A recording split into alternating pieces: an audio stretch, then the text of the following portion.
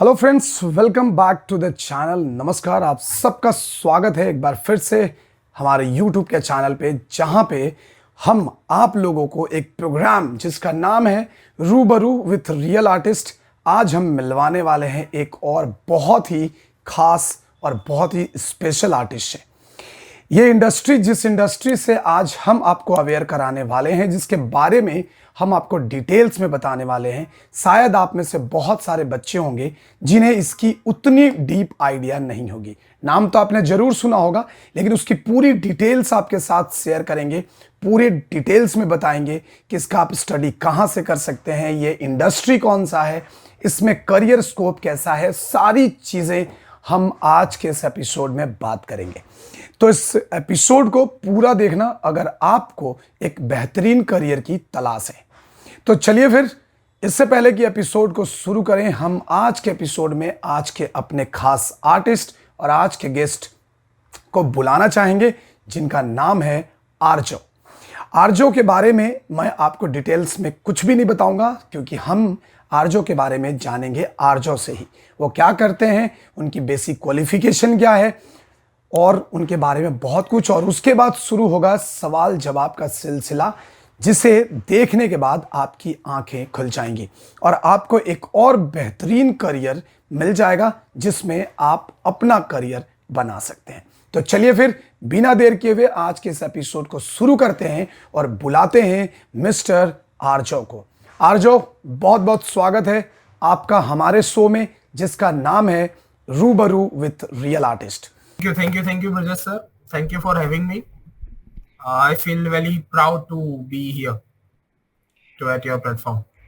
Great. सबसे पहले आर्जो मैं आपको बता दूं कि ये जो शो है, ये इसको जो हमने बनाया है, इसमें हम इंडस्ट्री के बेहतरीन आर्टिस्ट से आने वाले बच्चों को, यानी कि जो न्यू कमर्स हैं, जो इस फील्ड में आना चाहते हैं, एनिमेशन, वीएफएक्स, ग्राफिक्स या फिर design, 3D design, 2D design, video editing, इस फील्ड में जो बच्चे आना चाहते हैं, हम उनको प्रॉपर करियर गाइड करते हैं, ताकि उन्हें कोई भी मिसगाइड ना करें और वो प्रॉपर तरीके से इस फील्ड में आने से पहले इस फील्ड को अच्छे से समझ लें, ताकि उनको करियर बनाने में कोई भी दिक्कत ना हो। कहीं ऐसा ना हो, क्योंकि बहुत बार ऐसा होता है कि बच्चे किसी के कहने सुनने पर यहाँ पे आ जाते हैं और बाद में उन्हें पता चलता है कि ये फील्ड तो हमारे लायक था ही नहीं। तो इसके लिए हम चाहते हैं कि यहाँ पे हम सारी चीज़ें डिटेल में इनको बताएं, और इससे काफ़ी बच्चों को फ़ायदा भी हुआ है। तो चलिए आर्जो, इससे पहले कि हम एपिसोड को शुरू करें, सबसे पहले आप अपना बेसिक इंट्रोडक्शन, लाइक आपने नॉर्मल एकेडमिक क्वालिफिकेशन आपका क्या है, आप कहाँ से बिलोंग करते हो, आपका नाम, आपकी क्वालिफिकेशन, थोड़ी सी इनके बारे में बताइए, फिर हम जानेंगे आपसे बहुत कुछ। शुरू करते हैं आपके इंट्रोडक्शन से। जी, मेरा नाम आर्जव शाह है। मैं सूरत, गुजरात से बिलोंग करता हूँ।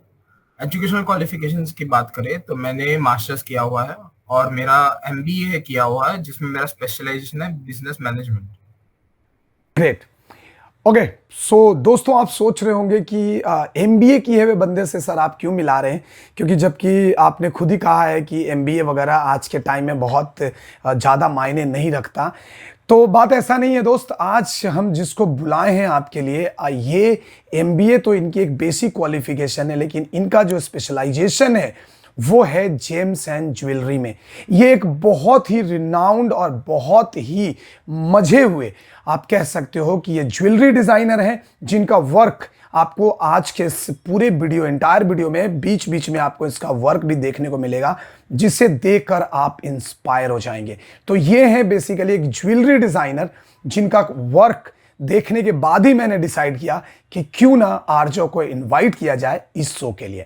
तो आर्जो, अब हम शुरू करते हैं सवाल और जवाब का सिलसिला। तो सबसे पहले ये बताइए कि आपने एमबीए किया बिजनेस मैनेजमेंट में, फिर अचानक ये आपका जेम्स एंड ज्वेलरी में आने का प्लान कैसे बना?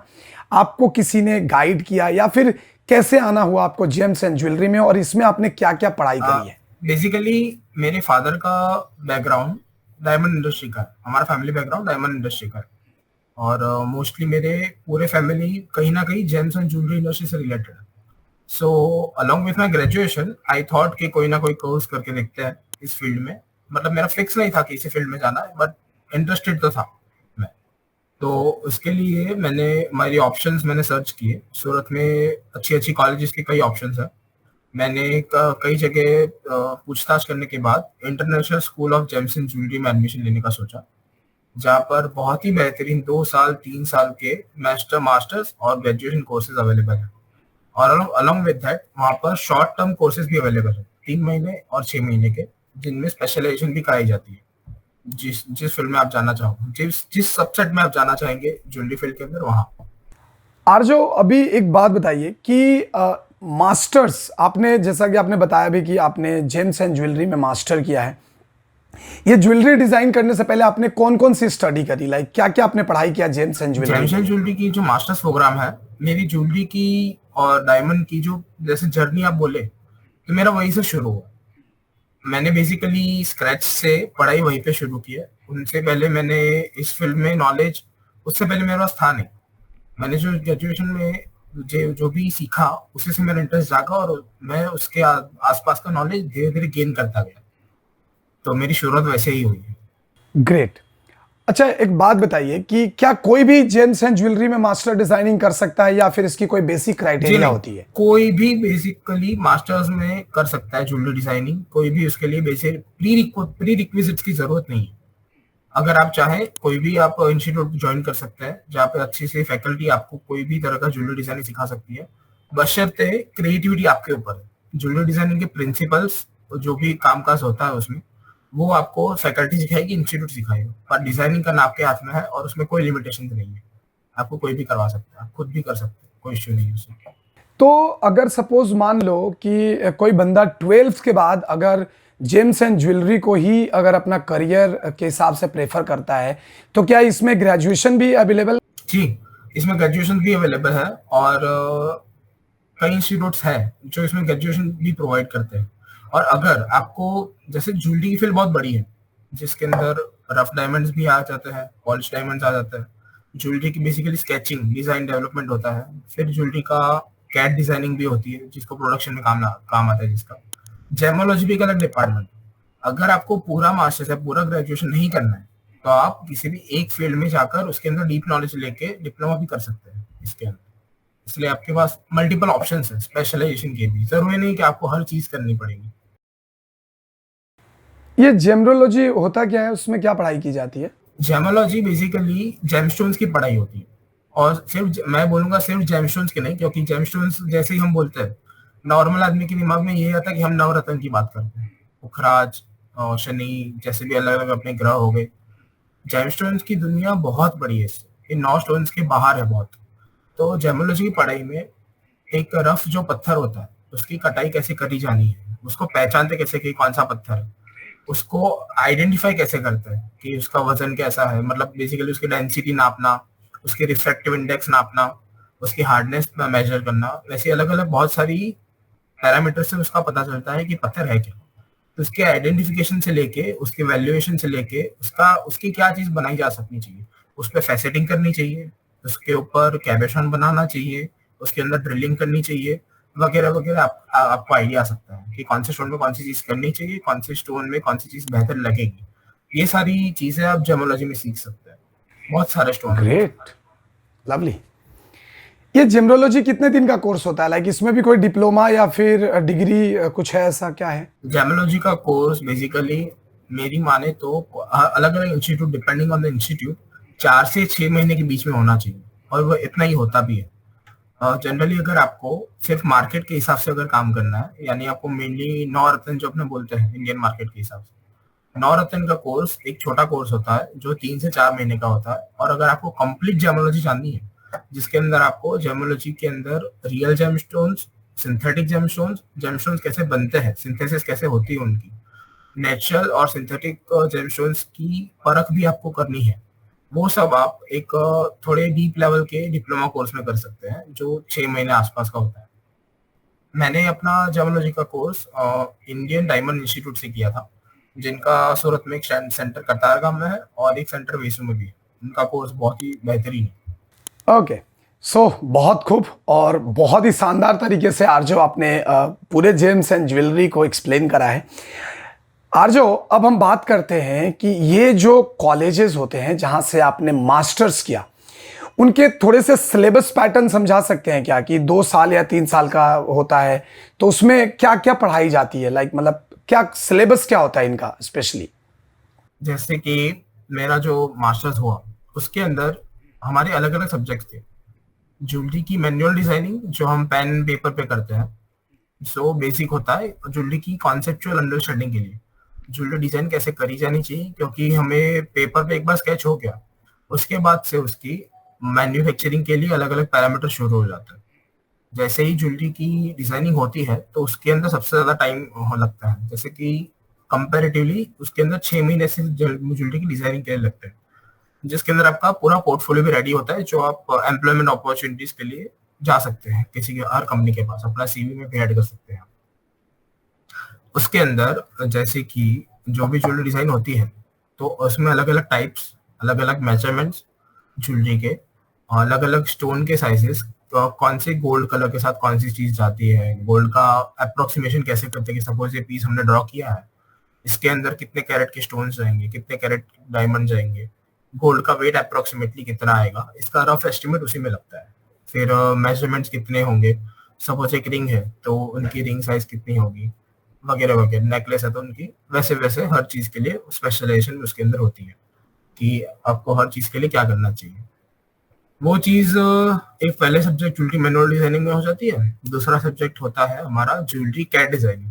कैड डिजाइनिंग बेसिकली हमारा 3D मॉडल क्रिएट होता है ज्वेलरी के, और वो 3D कैड मॉडल्स उसी पे क्रिएट होते हैं जिसके बेसिस पे हमने ज्वेलरी डिजाइन की होती है मैनुअल में। तो वो पेजेस पे ड्रॉ करने के बाद उस मेजरमेंट्स के हिसाब से कैड क्रिएट किया जाता है। कैड बेसिकली कंप्यूटर के अंदर 3D मॉडल्स क्रिएट करते हैं। हमारी इंडस्ट्री में मोस्टली सॉफ्टवेयर जो यूज होता है वो है राइनोसेरॉस और ज्वेल कैड। ये दोनों सॉफ्टवेयर ज्यादातर यूज होते हैं। बहुत हैवी सॉफ्टवेयर नहीं है, मोस्टली कोई भी यूज कर सकता है, बहुत टाइम भी नहीं लगता सीखने के लिए। 4 से 6 महीने का टाइम मोस्टली इनफ है। अगर आपको एकदम प्रोफेशनल ज्वेलरी डिजाइनर भी अगर बनना है तो उससे ज्यादा की जरूरत होती नहीं है। इसके अंदर आप बेसिक रेंडरिंग भी कर सकते हैं ज्वेलरी की, जिससे आपको आइडिया आएगा कि बनने के बाद मेरी ज्वेलरी कैसी दिखेगी, और अपने आप को कस्टमर्स को भी आप प्रेजेंट करके दिखा सकते हैं। ये सारे ऑप्शंस भी ये सॉफ्टवेयर प्रोवाइड करते हैं। फिर बात आती है, हमारा एक और सब्जेक्ट था डायमंड ग्रेडिंग का। डायमंड ग्रेडिंग के अंदर 2 पार्ट होते हैं। एक होता है रफ डायमंड ग्रेडिंग, दूसरा होता है polish diamond grading. Rough diamond जैसे आते हैं माइन से, दिखने में पत्थर ही दिखेंगे हमें, बस उसकी मजबूती बहुत ज्यादा होगी नॉर्मल पत्थर के हिसाब से, और उसका लस्टर जो बोलते हैं शाइनीनेस, वो भी नॉर्मल पत्थर से बहुत ज्यादा होती है। तो उसके हिसाब से मतलब एक रफ डायमंड है, उसकी जर्नी जो होती है पॉलिश डायमंड तक की, उसके अंदर का पूरा नॉलेज मिलता है। रफ डायमंड को कैसे काटा जाता है और कैसे काटना चाहिए, उसी की भी नॉलेज हमें इन सब्जेक्ट्स में कवर की जाती है। जैसे कि रफ डायमंड होता है तो उसके ऊपर हमें एक मार्कर पेन से मार्क करनी पड़ती है पूरी आउटलाइन, जिसकी मदद से वो एक लेजर कटिंग मशीन में जाता है, क्योंकि डायमंड अपना वर्ल्ड का सबसे हार्डेस्ट सब्सटेंस है जैसा आप जानते होंगे। उसको सिर्फ लेजर ही काट सकता है या कोई और डायमंड ही काट सकता है। उसकी पॉलिशिंग में जो पॉलिशिंग व्हील भी यूज होते हैं वो भी डायमंड की डस्ट से प्लेटेड होते हैं, जिसके डायमंड की पॉलिशिंग पॉसिबल हो।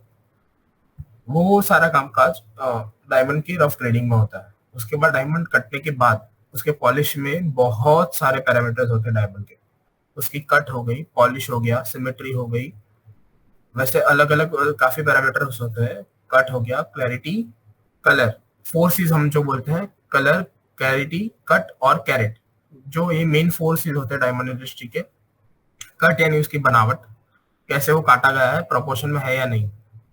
क्लैरिटी, क्लैरिटी यानी उसकी प्योरिटी, मतलब एकदम पानी जैसा साफ है, अंदर कुछ ना कुछ इंक्लूजन है या नहीं वो। कैरेट हो गया डायमंड का वेट, और कलर हो गया उसका कलर। कलर डायमंड के मोस्ट फेवरेबल कलर अपना व्हाइट होता है, और थोड़ा अनफेवरेबल कलर बोले तो हल्का येलो या हल्का ब्राउन होता है। और दूसरे फैंसी कलर्स भी आते हैं जो काफी रेयर होते हैं, रेड, ब्लू, ग्रीन वगैरह, वो भी नेचुरली पॉसिबल है।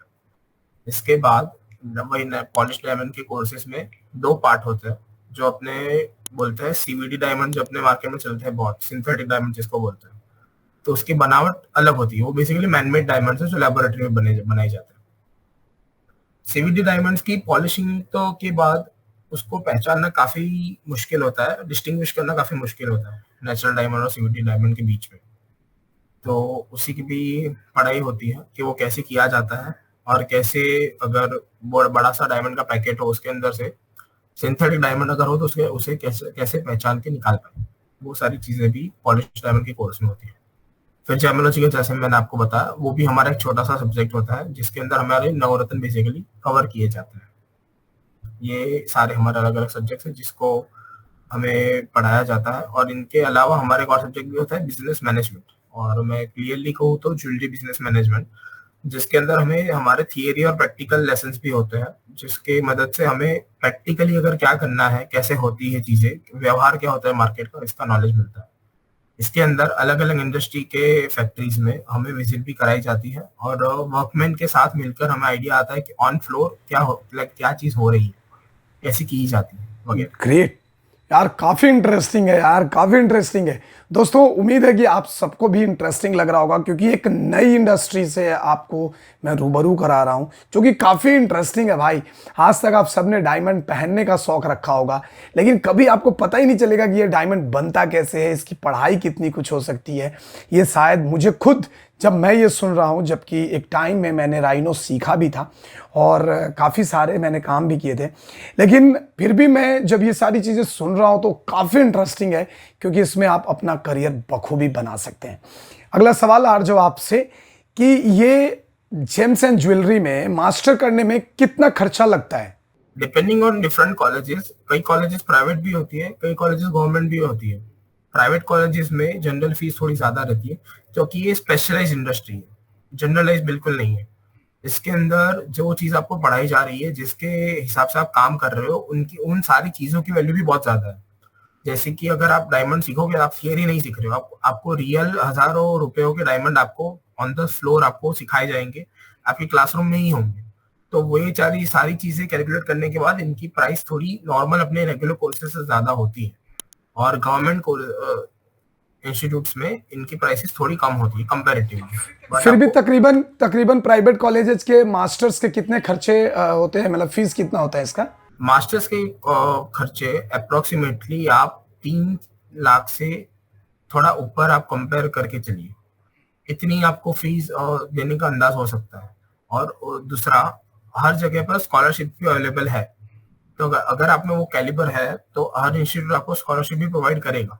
और गवर्नमेंट इंस्टीट्यूट्स में थोड़े थोड़े टाइम के बाद आप अगर पूछताछ करते रहेंगे तो वो लोग फ्री वर्कर ट्रेनिंग इंस्टीट्यूट भी निकालते हैं, उनकी वर्कशॉप्स होती है जहाँ आपको पूरे बड़े से कोर्स को कंडेंस करके क्रैश कोर्स दिया जाता है जो 10 से 15 दिन का होता है। उसके अंदर आपको नॉलेज सारी मिलेगी कम समय में, और वो भी काफी जल्दी, और मोस्टली वो फ्री होता है। वहां पर भी आप अपना नॉलेज गेन कर सकते हैं। ग्रेट। अब कुछ कॉलेजेस को रिकमेंड कर सकते हैं यार, जो मतलब आपके नज़र में, आपके हिसाब से, लाइक आजू बाजू में जो भी सिटीज़ लाइक सूरत, मुंबई या हैदराबाद, ऐसा कोई कॉलेजेस है जिसको आप रिकमेंड करना चाहोगे कि काफी मतलब? कॉलेजेस है, काफी। जैसे कि मैं सबसे ज्यादा रिकमेंड करूंगा international school of James and jewellery को, जो ISGJ नाम से बहुत फेमस है, जेम्स एंड ज्वेलरी कॉलेज। जो इनका हेड सेंटर सूरत में ही है, एक इनकी ऑफिस अहमदाबाद में भी है और दूसरा सेंटर चेन्नई में भी है। इनके अलावा इंडियन डायमंड इंस्टीट्यूट, जिसका सूरत में सबसे बड़ा सेंटर है, क्योंकि सूरत डायमंड का हब है, डायमंड और ज्वेलरी का हब है, तो बट ऑब्वियस है कि सूरत में सबसे ज्यादा कॉलेजेस की होनी चाहिए। और इसके अलावा मुंबई का एक इंस्टीट्यूट है गोयम करके, जो भी काफी फेमस है और जो हर चीजों में आपको स्पेशलाइजेशन प्रोवाइड करता है, गोयम इंस्टीट्यूट। ये काफी बड़े बड़े इंस्टीट्यूट है, और हर इंडस्ट्री और गवर्नमेंट इंस्टीट्यूशंस में आपको हॉस्टल और पीजी की फैसिलिटीज भी मिल जाती है, जिससे आप अगर कहीं बाहर से आके पढ़ रहे हो तो आपके लिए वो भी इजी हो जाएगा, आप पढ़ पाओगे शांति से। ग्रेट। अगला सवाल आर्जव आपसे कि ये जो कॉलेजेस हैं जहाँ से हम मास्टर्स करते हैं, बिकॉज बहुत स्पेसिफाइड कोर्स है जेम्स एंड ज्वेलरी का, कॉलेजेस के प्लेसमेंट कैसे रहते हैं? मतलब ये लोग प्लेसमेंट देते हैं और कहाँ देते हैं, किस तरीके की कंपनी में, कुछ जी, बताना चाहेंगे? 100% प्लेसमेंट की गारंटी होती है अगर आप किसी भी कॉलेज में एडमिशन लेंगे तो। और ना कि सिर्फ मैं ये कहूंगा कि सिर्फ डिप्लोमा वालों को मिलते हैं, मास्टर्स वालों को भी मिलते हैं। और मास्टर्स वाले स्टूडेंट्स को चॉइस रहती है कि उनको कौन सी फील्ड में जॉब चाहिए, उनको कौन सी चीज में इंटरेस्टिंग है। अगर आप मैनुअल डिजाइनर हो तो वो भी आपके पास अपॉर्चुनिटी है, कैड डिजाइनर हो तो आपको उसमें भी अपॉर्चुनिटी है, डायमंड पॉलिशिंग करते हो या डायमंड ग्रेडिंग भी करते हो तो उसके अंदर भी आपको अपॉर्चुनिटीज काफी है। आपको सपोज करो कि आप डायमंड पॉलिश डायमंड क्रिएट करते हो, तो आपको कोई भी कंपनी ऐसा असॉर्टर जॉब प्रोवाइड कर सकती है। कोई भी इंस्टीट्यूट आपको diamond grader as a diamond grader आपको प्रोवाइड कर सकता है जॉब। आप किसी और इंस्टीट्यूट में जाकर पढ़ा भी सकते हो, एज अ लेक्चरर आपको जॉब मिल सकती है। आप मार्केट में ओपनली जाकर ट्रेडिंग भी कर सकते हो, अलग अलग कनेक्शन बना के खुद का बिजनेस भी खड़ा कर सकते हो। इन सब अलग अलग चीजों की आपके पास अपॉर्चुनिटीज होती है डायमंड। मेरे सिर्फ एक एग्जांपल है, बट इसमें अपॉर्चुनिटीज काफी काफी अवेलेबल है, और जॉब की प्लेसमेंट तो 100% गारंटी होती है इंस्टीट्यूट से। ग्रेट। दोस्तों, जैसा कि आप जानते हो, सूरत एक डायमंड हब है। सूरत में मतलब डायमंड का हब बोला जाता है यहाँ पे। अब अगर कभी आना हुआ, अगर आप सूरत से हो तो आपको पता होगा यहाँ पे डायमंड को लेकर बहुत चर्चे होते हैं। तो यहाँ पे तो जॉब है ही, लेकिन इसके अलावा भी बाहर कई कंपनी हैं जो लोग जेम्स एंड ज्वेलरी वाले लोगों को जॉब देते हैं, क्योंकि और आप अपना खुद का भी बिजनेस स्टार्ट कर सकते हो, जैसा कि आरजो ने बताया। अब हम बात करते हैं आगे, और बात करेंगे कि फ्रीलांस की। बहुत सारे बच्चे पूछते हैं कि सर इसमें फ्रीलांस है कि नहीं, उसमें फ्रीलांस है कि नहीं। आरजो, आप क्या कहना चाहेंगे, किस तरीके का फ्रीलांस अवेलेबल होता है जेम्स एंड ज्वेलरी डिजाइन के अंदर में या डायमंड इंडस्ट्री में? जेम्स एंड ज्वेलरी इंडस्ट्री में एक तो सबसे बड़ा फ्रीलांस हो गया जेम्स एंड ज्वेलरी का बिजनेस, जो आप अपनी मर्जी से जब चाहो जहाँ चाहो कर सकते हो। बट हम कंजर्वेटिव तरीके से अगर फ्रीलांस की बात करें, तो मेरे हिसाब से मोस्टली दो तरीके हैं जहाँ से आप फ्रीलांस कर सकते हो। एक ज्वेलरी डिजाइन कर सकते हो आप किसी के भी लिए, चाहे वो फिर पेपर पे हो या फिर अपने टैबलेट पे हो, डिजिटली अगर आप करते हो, जैसे कि सॉफ्टवेयर अपने हो गए, कोरल ड्रॉ हो गया, आईपैड पे प्रोक्रिएट हो गया, या फिर अपना फोटोशॉप हो गया।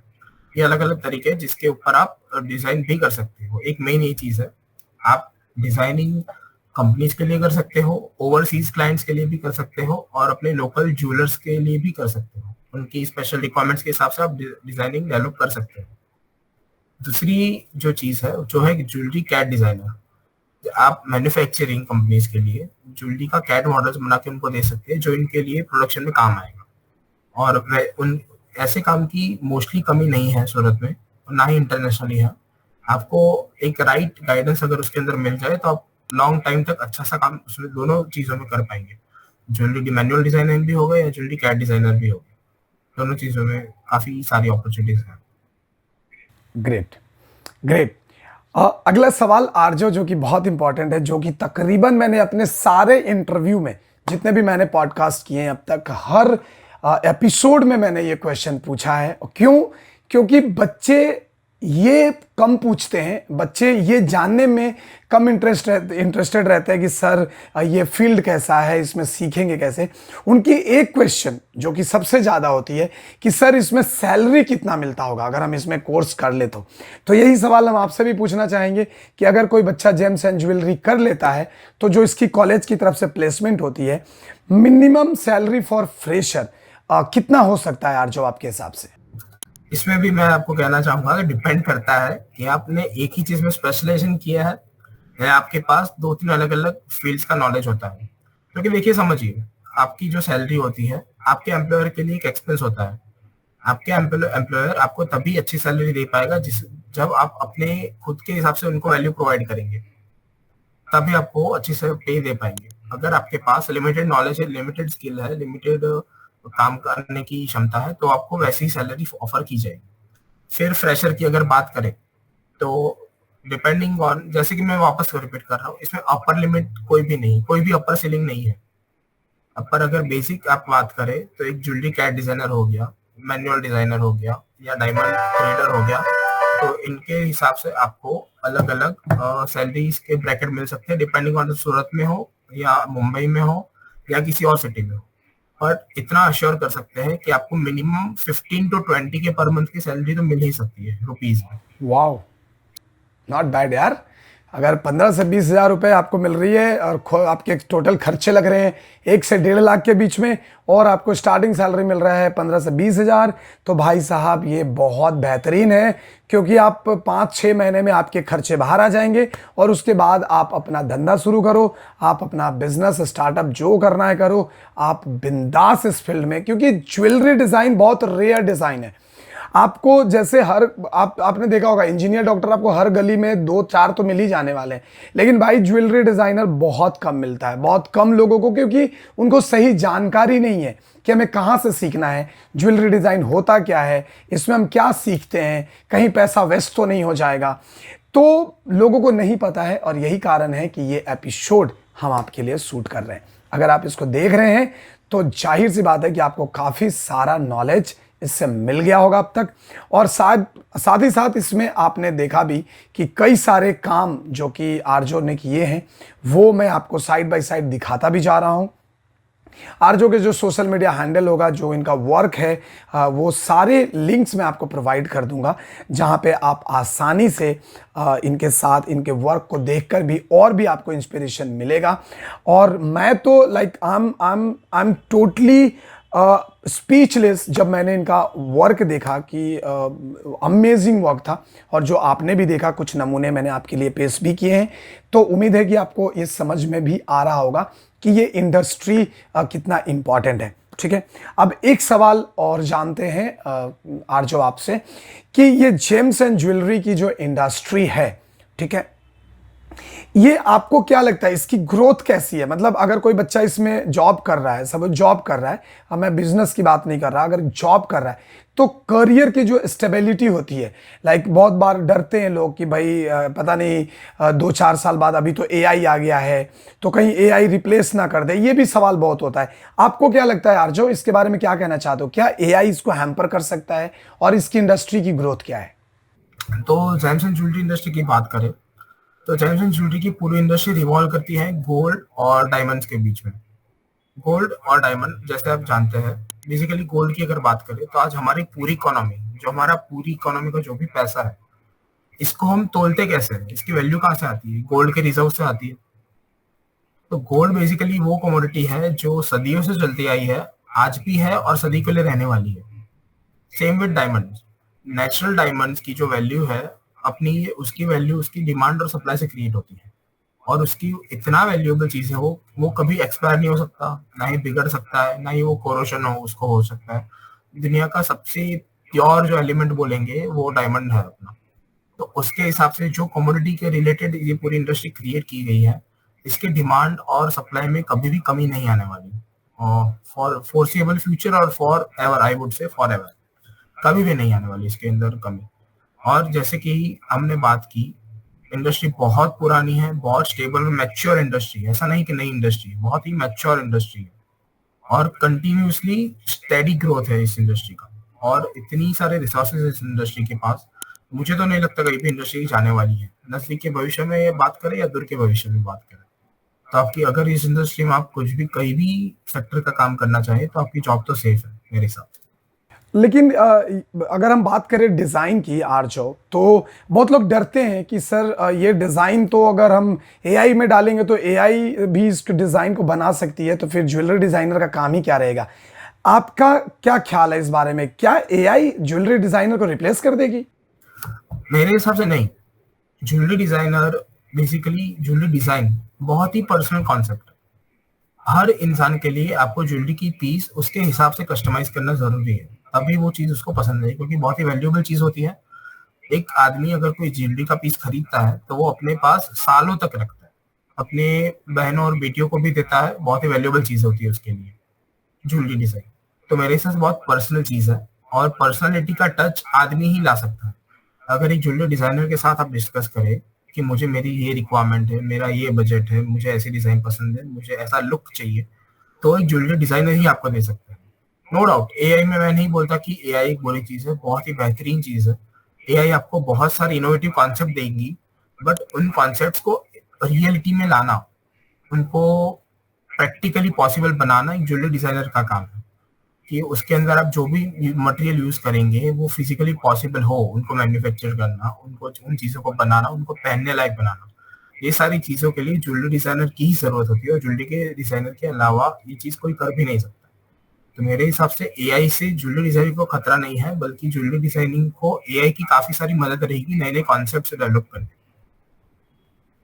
Great, okay. Thank you so much, आपने काफ़ी खूबसूरती से सारे सवालों का जवाब दिया है। अब बढ़ते हैं आगे, एक दो सवाल और भी हैं जिसको हम क्लियर कर लेंगे पहले। अब एक और इम्पॉर्टेंट सवाल कि ये ज्वेलरी डिज़ाइनिंग, सपोज मान लो कि कोई बंदा 3ds मैक्स या माया जानता है एंड वो ज्वेलरी डिज़ाइनिंग में शिफ्ट करना चाहता है, लेकिन उसके पास कोई भी मास्टर डिग्री नहीं है ज्वेलरी डिज़ाइन से, तो ऐसा कौन सा सॉफ्टवेयर वो सीख ले जिससे उसको ज्वेलरी डिज़ाइनिंग में भी काम मिलना शुरू हो सकता है? कुछ रिकमेंडेशन करना चाहेंगे सॉफ्टवेयर के बारे में? ज्वेलरी इंडस्ट्री में 3ds मैक्स और माया दोनों सॉफ्टवेयर का यूज किया जा सकता है, इस बात में कोई दो राय नहीं है। बट ज्वेलरी इंडस्ट्री के अंदर राइनोसोरस एक सॉफ्टवेयर है जिसका एक वर्जन है मैट्रिक्स करके, जो ज्वेलरी के लिए स्पेशलाइज बनाया हुआ है मैट्रिक्स, और दूसरा एक सॉफ्टवेयर ज्वेल कैड। ये दो सॉफ्टवेयर कैसा है कि बेसिकली ज्वेलरी के लिए बनाए गए हैं, ज्वेलरी के लिए स्पेसिफिक, जिसके अंदर गोल्ड का वेट हो गया, डायमंड की साइजेस, डायमंड का weight, measurements in terms of millimetres वो अवेलेबल होते हैं, जिससे ज्वेलरी के लिए मदद मिलती है। बट आप अगर ज्वेलरी का काम ऑलरेडी 3ds मैक्स या माया से करना चाहे तो उसमें कोई दिक्कत नहीं है, बशर्ते आप जिसके लिए काम करें उसको ये चीज पता हो और उसको वो चीज एक्सेप्टेबल हो, बाकी इसमें कोई भी कमी नहीं है। ऐसा नहीं है कि वो ज्वेलरी डिजाइनिंग करनी है तो राइनो ही सीखना चाहिए, पर अगर आप एकदम फ्रेशर हो, आपको ऑलरेडी कोई सॉफ्टवेयर नहीं आता और आप ज्वेलरी डिजाइनिंग में जानना चाहते हो, तो मेरी सलाह ये रहेगी आप ज्वेल कैड या राइनो प्रेफर करें, क्योंकि वो ज्वेलरी के लिए स्पेसिफिक टूल्स प्रोवाइड करते हैं। ओके, सो इन सॉफ्टवेयर्स को चलाने के लिए, जैसे राइनो हो गया, ज्वेल कैड हो गया जो आपने बताया, इसके लिए कोई स्पेशल स्पेसिफिकेशन होता है कंप्यूटर या लैपटॉप का, या नॉर्मल किसी भी कंप्यूटर लैपटॉप में चल सकता है? थोड़ा सा आप कंप्यूटर स्पेसिफिकेशन के बारे में भी बताओ, ताकि बच्चों को ये क्लियर हो जाए कि भाई अगर मैं इसे सीखता हूं तो हमें कौन सा लैपटॉप या पीसी लेना चाहिए। तो बेसिक इसकी स्पेसिफिकेशन क्या होती है आज? ज्वेलरी कैड की अगर हम बात करें तो इसमें भी दो पार्ट्स होते हैं, एक है 3D मॉडल क्रिएट करना और दूसरा होता है 3D मॉडल्स को रेंडर करना। तो मैं दोनों के हिसाब से आपको स्पेसिफिकेशन समझाता हूँ। अगर आप 3D मॉडल्स क्रिएट करने चाहते हो, जो कि 80% लोग वही कर रहे हैं, मोस्टली सबसे ज्यादा काम उसी का होता है, क्योंकि वो चीजें प्रोडक्शन में यूज की जाती है। उसके लिए आपको एक बहुत पावरफुल ग्राफिक कार्ड की जरूरत नहीं है, आप एक लो लेवल के प्रोसेसर में भी काम कर सकते हो, जैसे i3 हो गया, i5 तो बहुत ही बेहतर हो गया, उनपे भी आप इजीली काम कर सकते हैं। और रैम की जरूरत भी आपको 8 GB के आसपास रहेगी, वो आपके लिए इनफ है अगर आप एक साथ कोई दूसरा सॉफ्टवेयर नहीं चला रहे हैं तो। और बहुत हैवी ग्राफिक कार्ड की जरूरत नहीं है उसमें, ये चीज आपके लिए इनफ है। या चाहे तो आप लैपटॉप पे यूज कर सकते हैं या पीसी पे। एक बड़ी स्क्रीन मैं रिकमेंड करूंगा, लैपटॉप पे भी काम कर सकते हो, दिक्कत नहीं है, बट क्योंकि आपको बहुत सारी छोटी छोटी डिटेल्स देखनी होती है, तो एक डिसेंट सी बड़ी स्क्रीन अच्छे रिजोल्यूशन वाली मैं रिकमेंड करूंगा, तो आप उसके अंदर काम अच्छी तरीके कर सकते हैं। बात आई अपने रेंडरिंग की, तो रेंडरिंग के लिए जैसे कि मैंने बोला, अपर लिमिट बिल्कुल नहीं है इसके अंदर। आप जितना इन्वेस्टमेंट करोगे अपनी मशीन के अंदर, जितना अच्छा ग्राफिक कार्ड यूज करोगे, जितनी अच्छी रैम, जितने अच्छे प्रोसेसर यूज करोगे, आपको उतना फास्ट आउटपुट मिलेगा। तो उसके अंदर आपको टाइम टू मनी का रेशियो आपको संभालना पड़ेगा, बाकी उसके अंदर अपर लिमिट नहीं है। बट एक आपको डिसेंट सी एक रेंडरिंग मशीन बनानी है, तो मैं रिकमेंड करूंगा कि आप कम से कम 8 GB मेमोरी वाला ग्राफिक कार्ड लीजिए, मिनिमम 8 कोर वाला प्रोसेसर लीजिए और 16 GB रैम लीजिए, और उसके ऊपर लिमिट नहीं है बिल्कुल। जितना आप ऐड करोगे उतना बेटर परफॉर्मेंस आपको मिलेगा।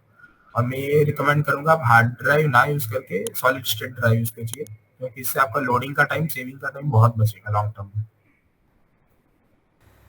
Great, so thank you so much Arzoo, thank you so much हमारे शो में आने के लिए और इतना कुछ इतनी डिटेल में हमारे बच्चों को बताने के लिए, क्योंकि ये न्यू कमर्स हैं, इन्हें समझाना बहुत ज़रूरी है, क्योंकि एक इंडस्ट्री आजकल के लोगों के लिए बहुत नई है, बहुत लोग इसके बारे में नहीं जानते हैं। एनिमेशन, वीएफएक्स, ज्वेलरी डिज़ाइन, लोग डरते हैं अपने बच्चों को इस फील्ड में भेजने से कि कहीं ऐसा ना हो कि साल 2 साल के बाद करियर ही ना रहे, और वैसे भी इसको बहुत अजीब तरीके से लोग देखते हैं, समझते हैं। तो इसलिए मैंने कोशिश किया कि मैं आपको इनवाइट करूं।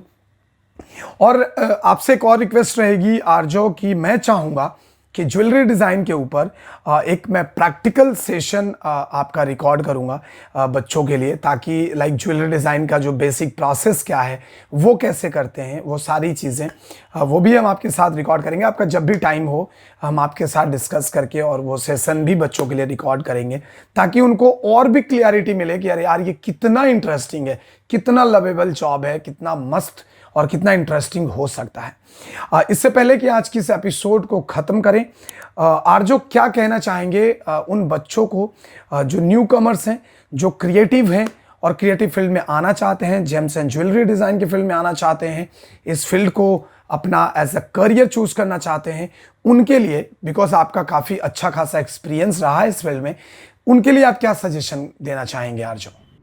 मेरा सजेशन ये रहेगा कि मैं अपनी खुद की बात करूं तो मैं कोई बहुत समय से यहाँ पर नहीं हूँ। मैं एक डिसेंट टाइम से ये काम कर रहा हूँ। मुझे बहुत ही मजा आ रहा है। मेरी इंटरेस्टिंग की जॉब है ये, इसलिए मुझे बहुत पसंद है।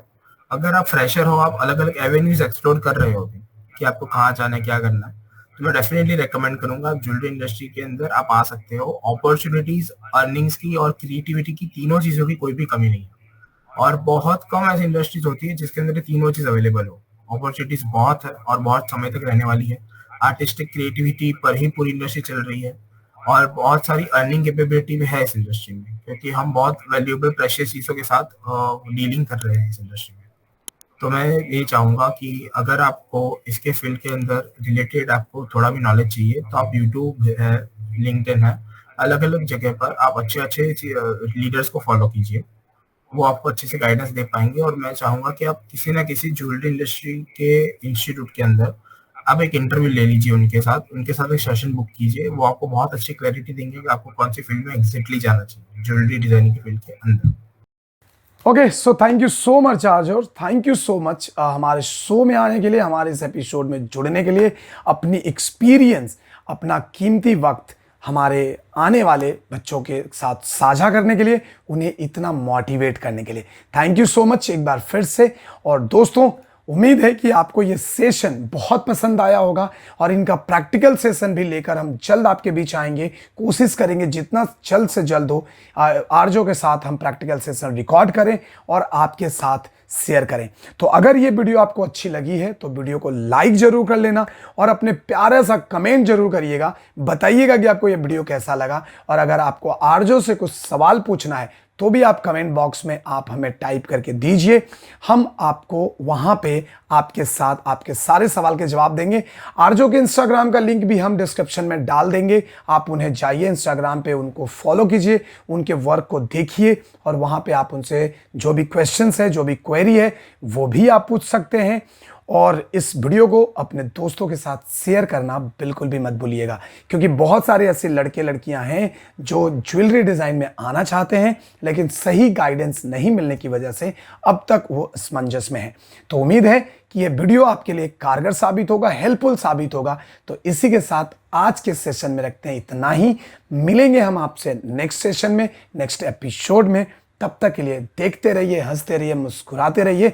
मिलते हैं हम आपसे नेक्स्ट एपिसोड में। तब तक के लिए दीजिए हमें इजाजत। जय हिंद, जय भारत।